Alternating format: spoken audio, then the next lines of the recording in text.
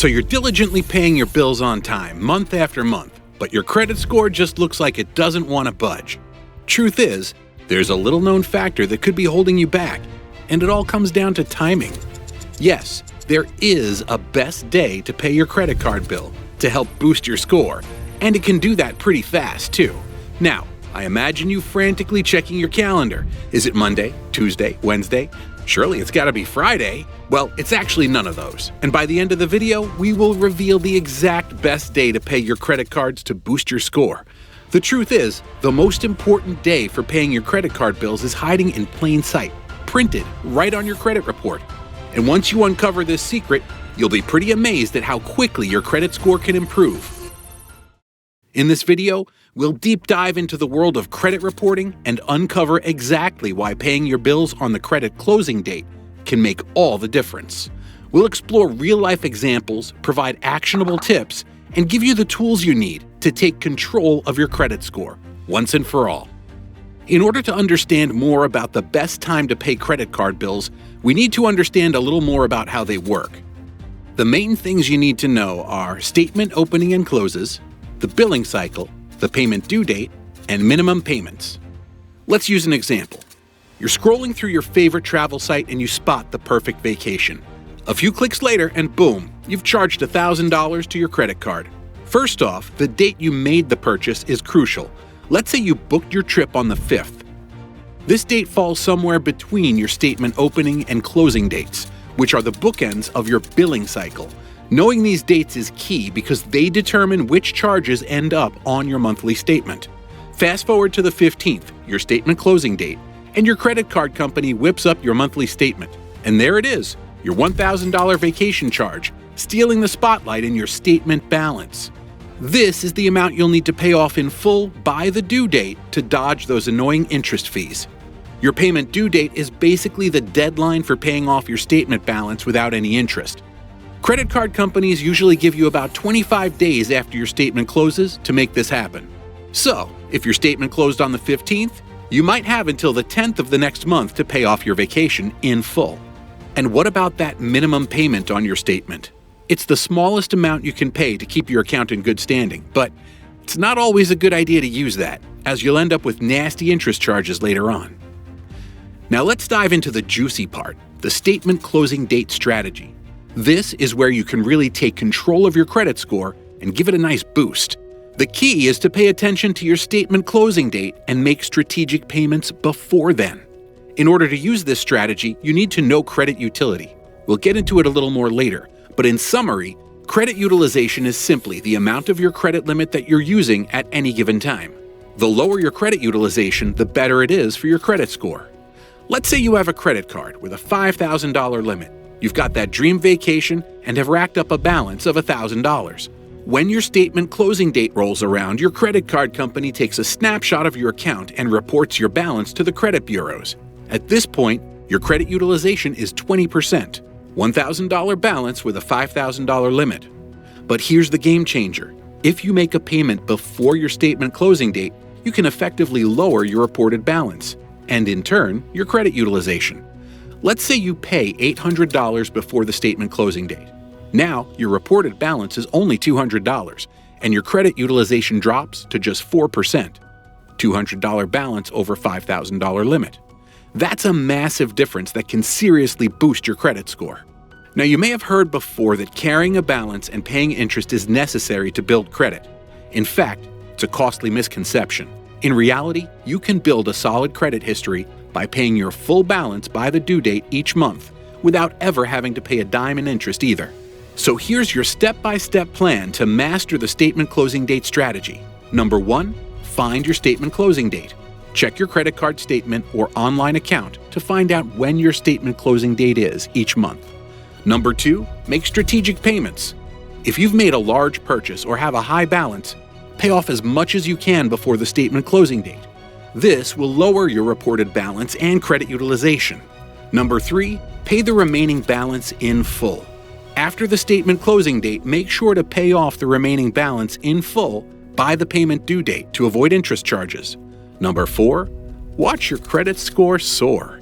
As you consistently keep your credit utilization low and make on-time payments, you'll likely see your credit score improve over time.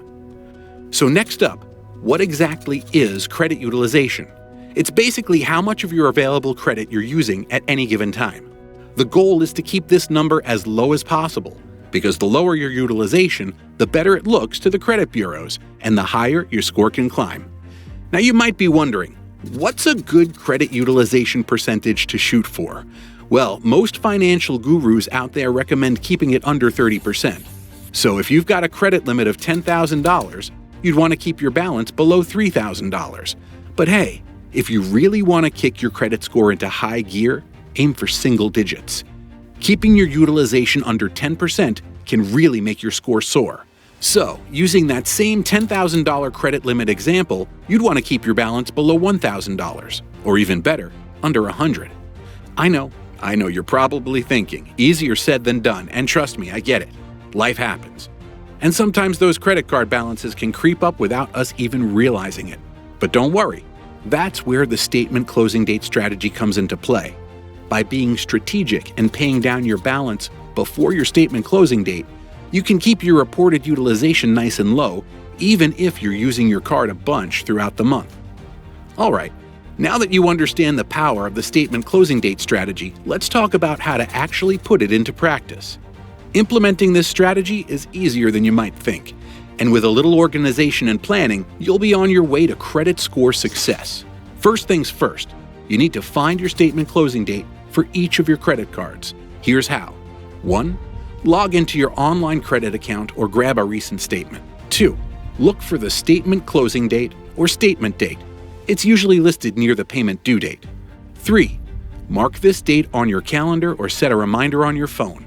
If you have multiple credit cards, check out the link in the description for a free spreadsheet template to keep track of all your statement closing dates and balances. This will help you stay organized and ensure you're making payments at the right times. If you're managing payments across multiple cards, the key is to prioritize your payments based on your balances and credit limits. Focus on paying down the cards with the highest credit utilization first, as this will have the biggest impact on your credit score. If you have a card with a smaller limit and a high balance, consider paying that one off first to quickly lower your utilization. But what if you have variable income or unexpected expenses pop up? Life happens, and sometimes it's not always possible to pay off your balances in full before the statement closing date. In these cases, aim to pay as much as you can, even if it's just the minimum amount. The goal is to keep your accounts in good standing and avoid late payments, which can seriously hurt your credit score. If you're really strapped for cash, consider reaching out to your credit card issuer. Many companies offer hardship programs or temporary payment plans that can help you manage your debt during tough times. As you start implementing the statement closing date strategy, keep an eye on your credit score. You can get free credit reports from each of the 3 major credit bureaus annually, or use a free credit monitoring service to track your progress.